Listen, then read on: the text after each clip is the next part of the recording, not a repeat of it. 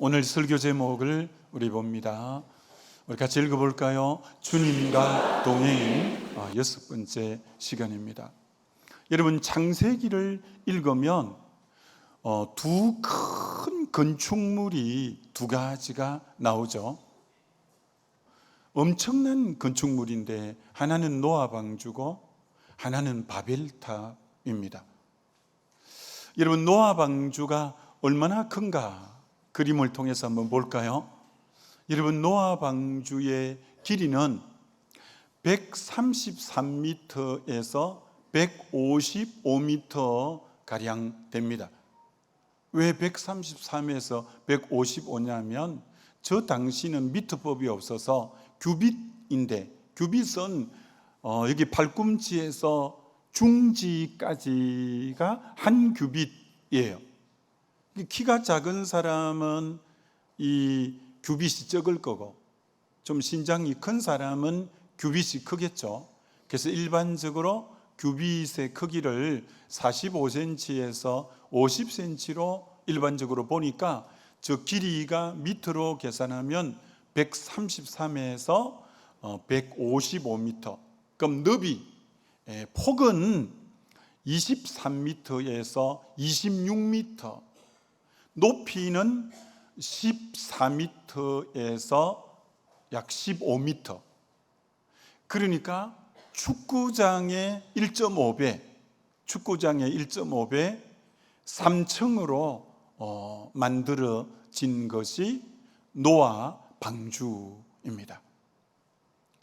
두 번째 큰 건축물인 바벨탑은 어떻게 생겼냐면 저렇게 생겼는데, 저 바벨탑을 세운 목적은 창세기 11장 3절로 4절에 세운 목적이 이렇다고 말씀하는 거예요. 서로 말하되 자 벽돌을 만들어 견고히 굽자 하고, 이에 벽돌로 돌을 대신하여 역청으로 진흙을 대신하고, 또 말하되 자 성읍과 탑을 건설하여 그 탑 꼭대기를 하늘에 닿게 하여 우리 이름을 내고 온 지면에 흩어짐을 면하자 하였더니, 그러니까 세운 목적이 저기 자세히 보면 한 세 가지 정도인데, 탑 꼭대기를 하늘에 닿게 하여 라고 말하는데, 바벨이라는 말이 신의 문, 신의 경지에 이르다, 사람이 하나님 되고자 하는 반역이 저 바벨탑입니다.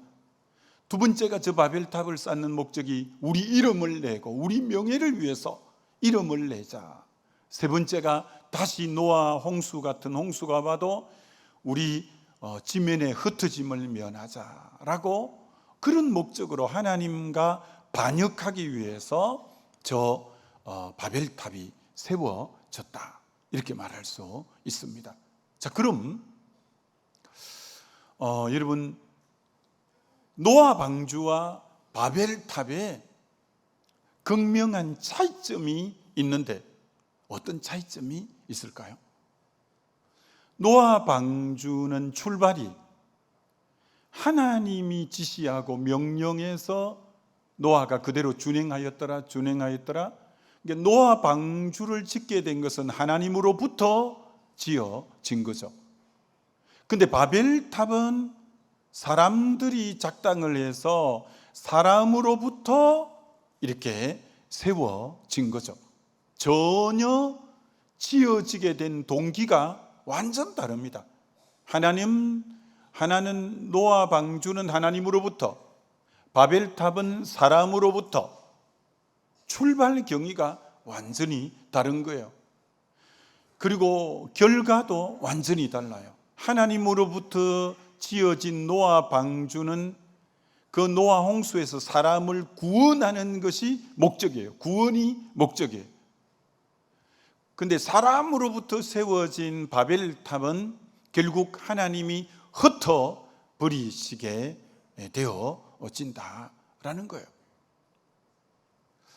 저 바벨탑은 하나님 없는 성공, 하나님 없이 업적을 남기고 위대함, 하나님 없는 행복을 추구하는 사람들이 세운 것이 바벨탑인데, 저 바벨탑은 성경 맨 마지막 책인 계시록 18장에도 이 세상, 하나님 없는 세상을 큰 성 바벨론이라 이렇게 표현하죠. 하나님 없는 성공을 꿈꾸는 사람들, 하나님 없이 행복을 추구하는 사람들이 세우는 것이 큰 성 바벨론인데, 그러면 계시록에 나오는 큰 성 바벨론의 끝도 어떻게 되느냐면, 계시록 18장 2절에 보면 힘찬 음성으로 외쳐 이르되 무너졌도다 무너졌도다 큰 성 바벨론이여. 하나님 없이 세상적 성공, 세상적 행복을 추구했던 바벨탑도 그렇게 된 것처럼 바벨론 성도 결국 무너진다는 것을 잘 말씀하고 있습니다. 오늘 이 메시지는 저와 여러분에게 굉장히 큰 도전을 줍니다. 세상은 이 둘밖에 없어요. 여러분은 여러분 인생을 하나님으로 인하여 세워가는, 성령과 동행하면서 인생을 세워왔습니까? 아니면 하나님 없이 내 임의로 하나님 없는 성공, 하나님 없는 위대함, 하나님 없는 업적, 하나님 없는 행복을 추구해 왔는가라는 것입니다. 그런데 바벨탑이나 큰 성 바벨론은 반드시 무너진다는 것이 성경이 우리에게 말씀하고 있는 것이라는 거예요. 여러분, 인류의 역사를 봐도 하나님 없이 세워진 제국은 다 무너졌습니다. 바벨론 제국이 그렇게 느부갓네살 때 그렇게 든든했던 바벨론 제국도 무너졌습니다. 여러분, 로마 제국은 대단했습니다. 1000년을 구가했습니다. 로마 제국은 무너졌습니다. 여러분, 일본 제국도 무너졌습니다. 독일도 전쟁을 통해 나라를 키워보려고 나치 운동을 했지만 결국 하나님 없는 모든 성공 업적은 다 무너졌습니다. 구소련 다 무너졌습니다. 이 역사 속에도 하나님 없는 성공, 번영, 그 업적, 위대함은 다 무너졌습니다. 그렇다면 다시 한번 저와 여러분의 인생을 돌아보면서 내 인생이 철저히 하나님과 동행하면서 쌓아 올려가는 인생인가? 하나님 없이 내 노력, 내 임의로 세워가는 바벨탑을 쌓는가? 내가 노아 방주를 지어가는가? 오늘 우리는 먼저 잘 살펴봄이 필요합니다. 자, 큰 두 번째, 노아가 500년 동안 자녀가 없어서 그렇게 하나님께 매달리고 하나님의 큰 은혜를 덧입어서 하나님과 동행하면서 홍수 심판도 면하고 구원에 이르렀습니다. 1년 10일 만에 방주 문이 열려서 나와서 하나님은 그의 번제를 받으시고 무지개를 띄워주면서 다시는 내가 물로 이 땅을 심판하지 않겠다. 근데 모든 땅들이 다 노아 것이고 대적도 없고 그렇게 평안할 수가 없었습니다. 근데 너무 부유하고 너무 평안하고 대적도 없고 그러는 바람에 안일해서 그 넓은 땅에 포도나무를 쫙 심고 거기 청포도도 거봉도 샤인머스키도 쫙 심어서 이걸 어디다 쓸고 하다가 일부는 포도주를 담아갖고 너무 맛있게 잘 잡숫고는 그만 동행을 놓치고 술이 만취되어서 벌거벗게 된 거예요. 노아에게는 세 자녀가 있었는데 셈, 함, 야벳이 있었습니다. 그 아버지 노아가 그렇게 당세 의인이요, 완전한 자요, 하나님과 동행하는 자였는데 그 아들 셋 중에 가운데 둘째 함이 어긋나갔습니다. 함이 아버지의 벌거벗은 모습을 보고는 온 동네방네 그걸 떠벌리면서 허물을 들추어 내었습니다. 아버지가 그것을 알고는 그 함을 저주했습니다.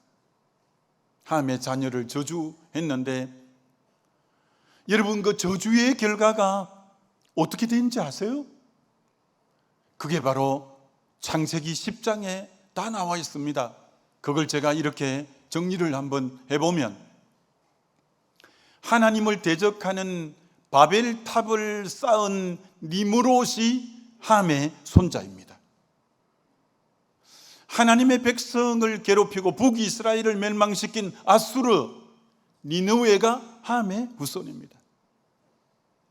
늘 하나님의 백성을 괴롭혔던 호전적인 족속인 블레셋이 함의 후손입니다. 하나님이 도저히 안 되겠다, 타락한 저 가나안 7족속을 진멸하라고 한 가나안 7족속이 함의 후손입니다. 죄가 간영해서 더 이상은 봐줄 수가 없다고 불과유황으로 잿더미를 만들어버린 소돔 고모라 땅에 함의 후손이 살았습니다. 여러분, 아버지가 그렇게 지난날 기도 많이 하고 은혜를 많이 입은 아버지예요. 아버지가 의인이라 일컬음 받았고 완전한 자였고 하나님과 동행자였어요. 그런데 그 아버지가 동행의 걸음을 잠시 놓친 거예요. 그 노아가 술 취하면서 방탕한 모습을 아들에게 보인 거예요.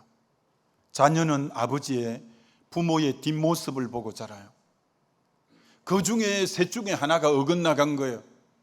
아버지가 동행하지 못한 그 삶을 보면서 어긋나가기 시작했는데, 처음에 어긋나갈 때는 별거 아닌 것 같았어요.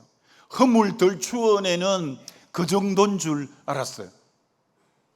그런데 그 죄가 점점 커져서 하나님을 대적하는 바벨탑을 쌓고 하나님의 백성을 진멸시키는 아수르가 되고 하나님의 백성을 늘 쳐들어오는 블레셋이 되고, 더 이상은 죄가 간영해서 7족속을 진멸해라, 그리고 불과 유황이 내려 잿더미가 되는 그 모든 시발점이 노아가 동행을 놓침으로, 범죄함으로 그게 함이 안 좋은 영향을 받았고 그 후손들이 다 반역하는 자리로 갔어요.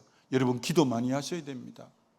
저와 여러분이 동행의 길을 놓쳐서 세속화되고 세상적인 모습을 자녀들에게 보이면, 개중의 자녀들은 다 믿음으로 자랐기 때문에 어긋나가지 않는데 그 중에 한 놈이 자칫하면 아버지의 일탈을 보고 그 부모의 동행을 놓친 세속화된 모습을 보고 그가 하나님을 대적하는 자세로, 하나님의 백성을 공격하는 자세로 완전히, 그래서 하나님이 진멸시키고 불과 여왕으로 잿더미를 만들어버리는, 그게 아버지가 정신 안 차리고 동행을 놓침으로 일어난 파장이 세 자녀 중에 한 자녀 손이 완전히 믿음을 떠나 하나님을 반역하는 자녀가 되어버린 거예요.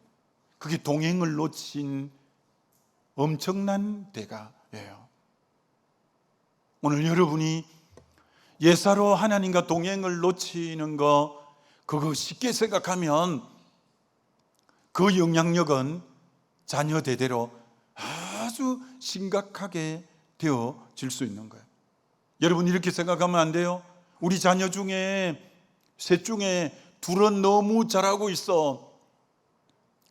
그것 때문에 만족하면 안 돼요. 그 중에 한 놈이 어긋난 길로 갔는데 그것도 보통 어긋난 게 아니라 완전히 사단의 도구로, 완전히 불의의 병기로 쓰임 받으면 너무 가슴 아픈 거예요.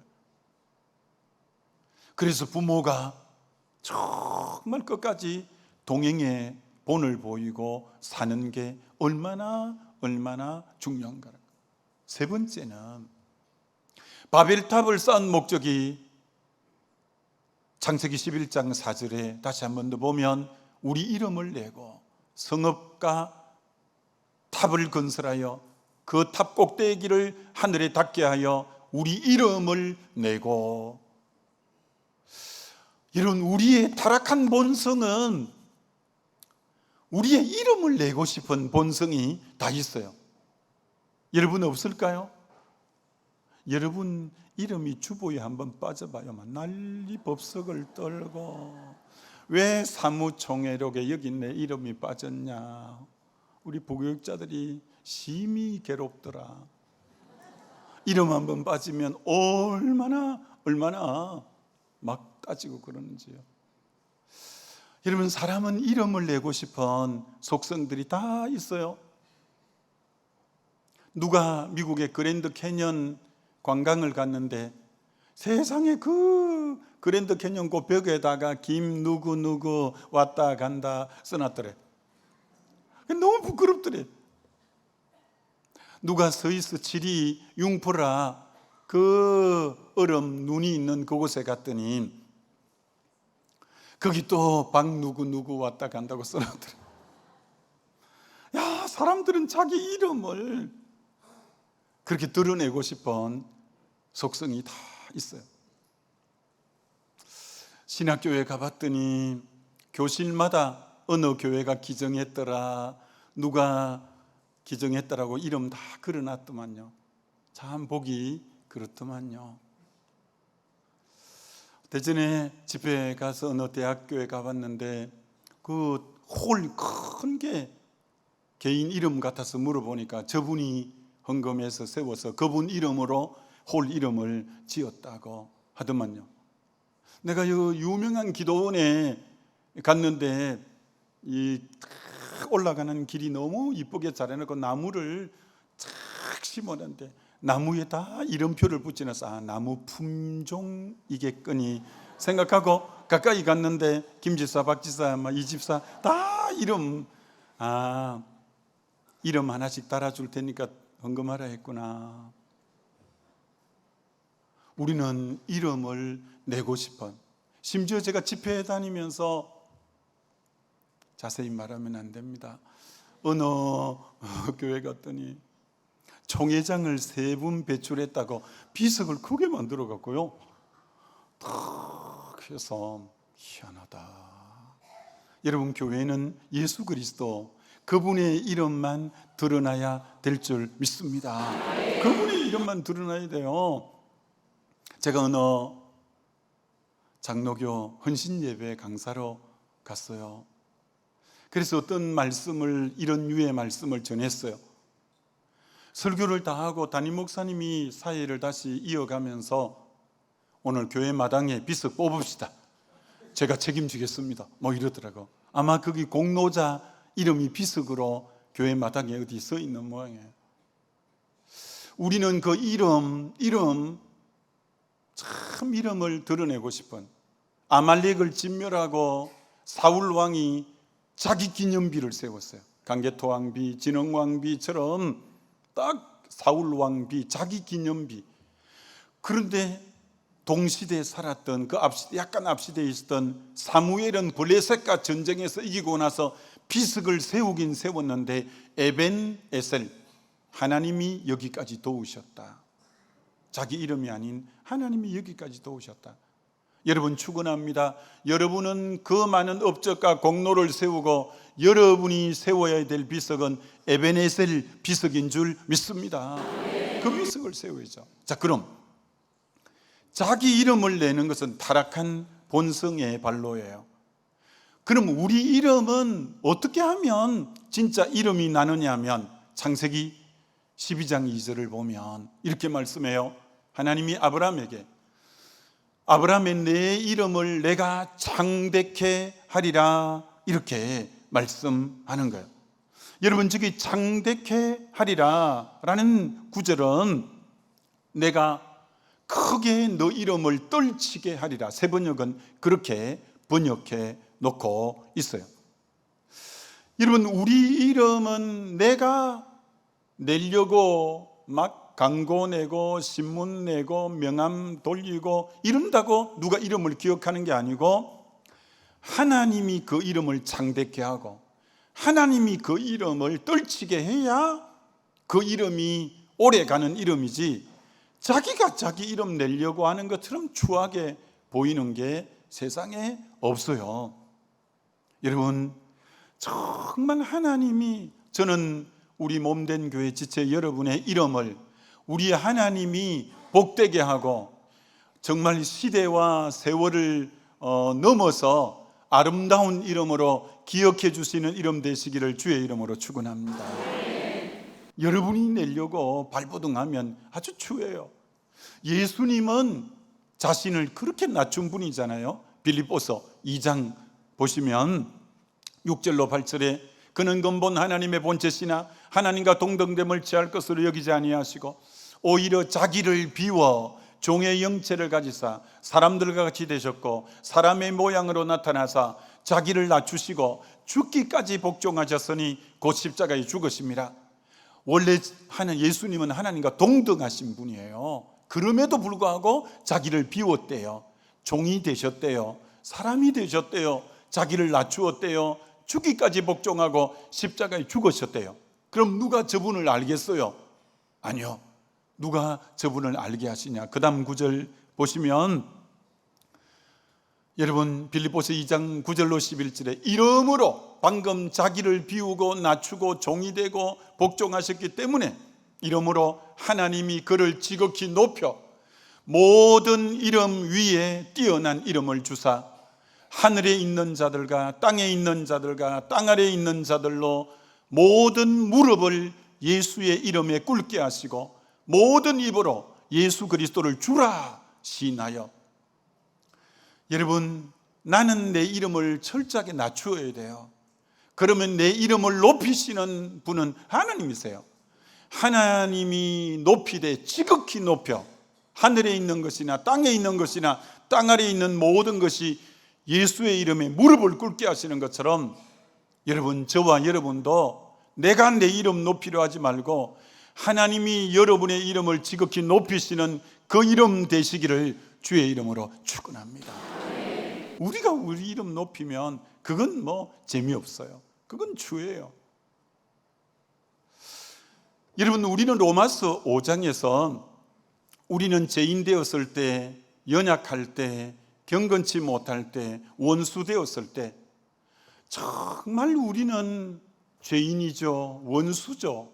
경건치 못했죠. 연약했죠.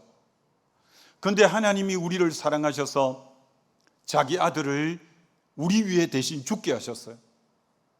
그리고 그 하나님이 우리의 죄를 용서하셨어요. 그리고 그 하나님이 우리를 인정하고 받아주셨어요.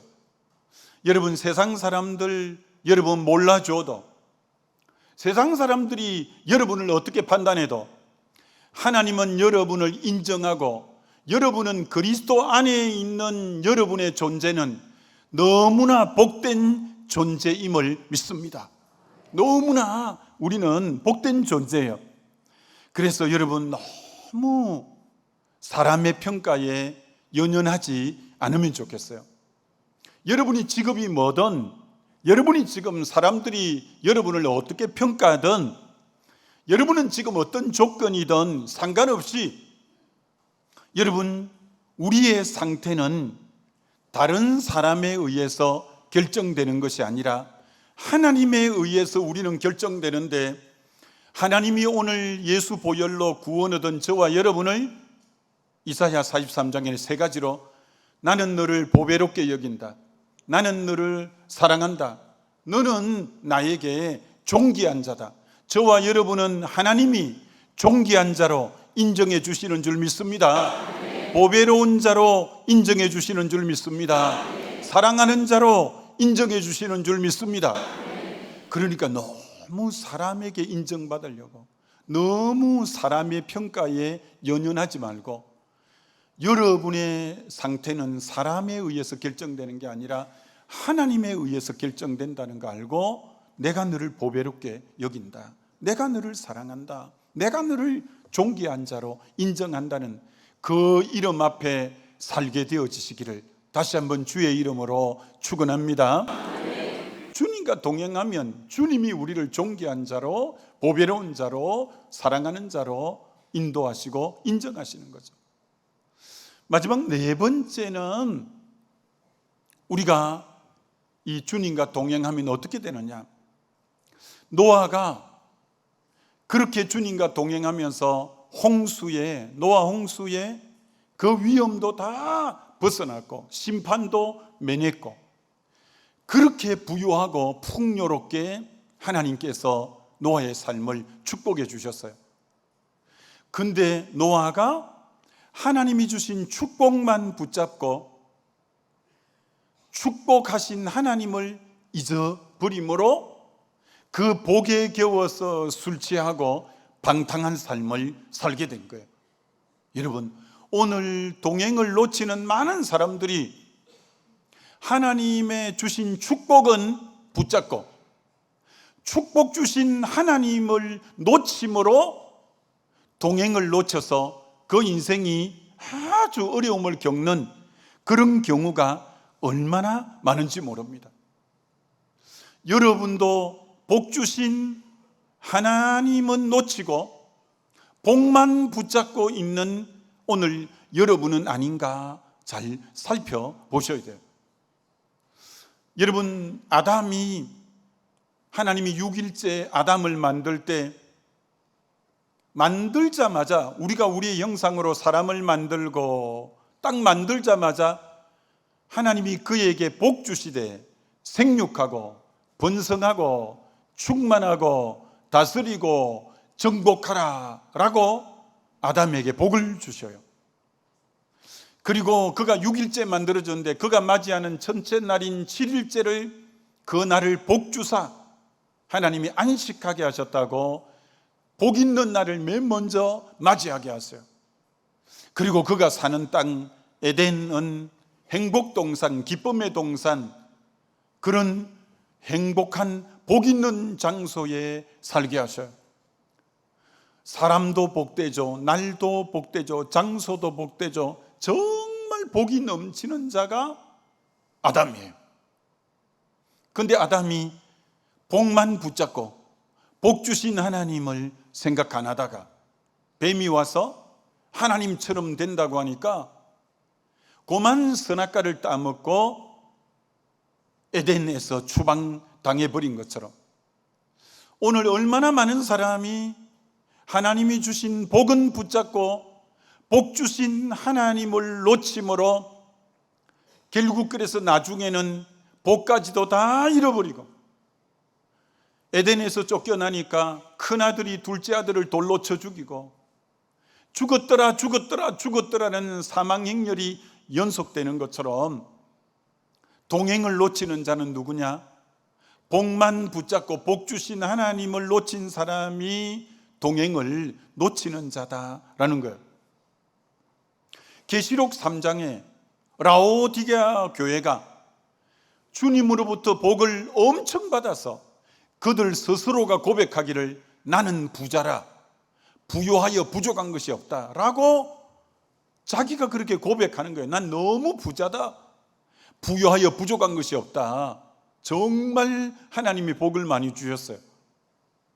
그런데 정작 복 주신 예수님이 라오디게아 교회에 어디 있냐면, 볼지어다 내가 문 밖에 서서 두드리노니 주님을 문 바깥으로 밀어내버린 거예요.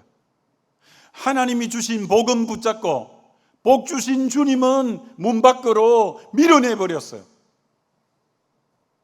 그래서 라오디게아 교회의 영적 실상은 너는 가난하고 가련하고 공고하고 눈멀고 벌거벗었다. 자기 영적 실상을 모르는 거예요. 주님이 너무 애달봐서 바깥에서 문을 두드리면서 누구든지 문을 열면 내가 그에게로 들어가 그로 더불어 먹고 그는 나로 더불어 먹으리라고, 주님은 우리하고 친밀해지길 원해요. 주님이 멀리 계시지도 않고 문 밖에 계셔요. 내가 깨어 주님을 모시기만 하면 다시 주님이 내 주인 되어서 그로 더불어 먹고 그는 나로 더불어 먹는 친밀한 삶이 있는데, 오늘 많은 교회가 하나님이 주신 복은 붙잡고 정작 그 하나님을 머리로 모시고 하나님을 높이는 이것을 놓친 교회, 이것을 놓친 가정, 개인들이 얼마나 많은가, 여러분이 한번 잘 생각해 보셔야 돼요. 그래서 하나님이 자기 백성이 젖과 꿀이 흐르는 가나안 땅 들어가기 전에 신신 염려해서 당부하는 게 있었어요. 그게 바로 신명기 8장 12절로 14절 이 말씀이에요.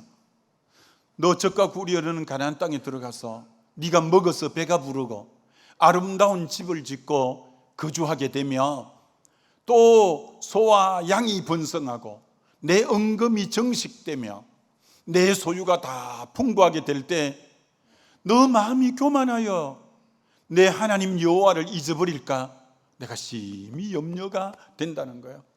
너 잘 먹고 잘 살 때 나 잊어버릴까 심히 염려가 된다. 네가 그때 이런 말을 하면 어떻게 할까? 내가 내 마음에 이르기를 내 능력과 내 손의 힘으로 내가 이 재물을 얻었다 말할 것이라. 그렇게 말한다는 거예요. 실제로는 뭐냐면 너 하나님 여호와를 기억하라. 그가 하나님이 너에게 재물 얻을 능력을 주셨습니다. 너 그 재물 얻을 능력 그 하나님이 주셔서 너 사업 번창하도록 하나님이 하셔서 너 지금까지 너 인생 그렇게 일군 거 하나님이 하셔서, 근데 너 처음에는 감사하다고 하고 하나님 은혜라고 하더니 너 10년 지나고 20년 지나니까 은혜라는 말 너 입에 들어간 지 오래됐어. 너 하나님의 축복이라는 단어 입에 들어간 지 오래됐어. 어느새 내 능력과 내 수고와 힘의 능력으로 오늘 내 가문을 내 가정을 이렇게 일으켰다고 너 지금 그렇게 말한 지 오래됐어. 여러분에게 하시는 말씀 아닌지 여러분 잘 들으셔야 돼요. 계속 하나님의 은혜를 잊으면 그럼 어떻게 되냐? 그 다음 구절 볼까요?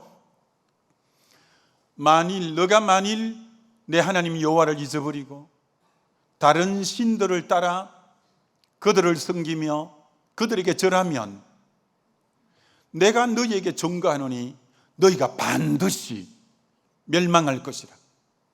여호와께서 내 앞에서 멸망시키신 민족들 같이 너희도 멸망하리니 이는 너희가 너희 하나님 여호와의 소리를 청종하지 아니함이라. 여러분, 왜 하나님이 이걸 지금 자각시켜 주냐? 너 복만 붙잡고 복 주신 하나님 잊어버리면 너 반드시 멸망해. 너 왜 하나님의 은혜로 여기까지 자녀들 그렇게 잘 자랐고 자녀들 그렇게 잘 자리 잡고 그 망가지가 은혜야, 은혜. 하나님의 축복이야. 그런데 어느새 내 인생 수고하고 내 능력껏 힘껏 살아와서 이렇게 된 것처럼 복만 붙잡고 너 복 주신 하나님 너 놓아버렸니? 그래서 동행의 이 걸음을 너 멈춘 지 오래됐어 라고 우리에게 지금 말씀하고 있지 않는가라는 거예요. 그럼 이렇게 하나님이 복을 많이 주셔도 끝까지 복을 안 붙잡고 복 주신 하나님을 붙잡았던 대표적인 인물은 누구냐면 아브라함이에요. 아브라함은 그렇게 자기가 기도하고 바랬던 이삭도 얻었어요. 그 이쁜 아내도 옆에 있어요. 거부가 되어서 물질도 넘쳐요. 정말 모든 게 복이에요. 그런데 그는 브엘세바에 내려가서 에셀 나무를 심고 영생하는 하나님을 계속 부르면서 복 주신 하나님의 이름을 부르면서 하나님을 붙잡았지 복을 붙잡은 자가 아니에요. 하나님이 그래도 못 믿어온 부분이 있어서 한 번 더 성경에 영어로 보면 테스트라고 말하는데 그를 시험해 봤어요. 너 100살 때 얻은 아들 이삭을 더 사랑하냐, 나를 더 사랑하냐, 하나님이 테스트해 보고 싶었던 거예요. 너 사랑하는 독자 이삭을 모리아산에 번제로 드려봐. 살 길이나 되는데 조금도 그 심지가 흔들리지 않고 그가 이삭을 결박해서 칼로 내리 찌르려고 할 때 급히 주의 사자가 아브라함아, 아브라함아, 너가 이제 나 경외하는 줄 내가 확신했다. 아브라함은 시험에 통과했어요. 아무리 귀한 아들이라도 하나님보다 더 귀할 수는 없다는 거예요. 여러분, 그래서 하나님이 자기보다 하나님은 더 높은 분이 없으니까 자기 이름으로 맹세하여 가라사대 내가 너에게 복주고 복주마. 내가 너에게 복주고 복주마. 아무리 아들이 100살 때 얻어서 금이야 옥이야 기해도 하나님보다는 더 귀히 여기지 아니했어요. 엘리 제사장은 아들 홈니 비나스를 하나님보다 더 귀히 여김으로 그럼 아들이 하나님보다 더 귀하니까 우상이 된 거예요. 하나님은 우상은 반드시 쳐요. 블레셋과 전쟁에서 홈니 비나스는 전쟁에 하나님이 쳐서 결국 전쟁에 다 죽게 돼요. 벗개까지 빼앗겨요.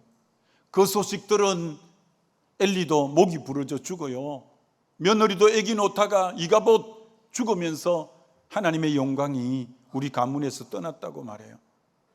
하나님보다 자녀가 아무리 귀하도 하나님보다 더 우위에 있으면 그건 하나님의 징계의 대상이 되는데, 야, 이 아브라함은 끝까지 복을 안 붙잡고 하나님을 끝까지 붙잡았던 자예요. 여러분, 그 족장 시대에 같은 사람인데 욥이 나와요. 욥도 마찬가지예요. 욥은 물질이 어느 정도 많았냐? 동방에서 제일 부자라고 했어요. 자녀가 10명이었어요. 집에 종들이 너무 많았어요. 그런데 어느 날 사단이 찾아온 거예요. 너 내 종 욥을 유의해서 봤냐? 그처럼 하나님 경외하고 정직하고 악에서 떠난 그런 자를 본 적이 있냐? 했더니 이 사단이 이렇게 하나님께 말하는 거예요. 하나님, 다 이유가 있으니까 그렇겠죠. 그렇게 복을 주시고 그렇게 부유하게 하시고 그렇게 자녀도 많이 주시고 하는데 누가 하나님 경외 안 하겠어요? 아니야. 내 종 욥은 복을 줬기 때문에 나 사랑하거나 붙잡는 자 아니야. 그럼 너 나하고 한번 시험해 볼래?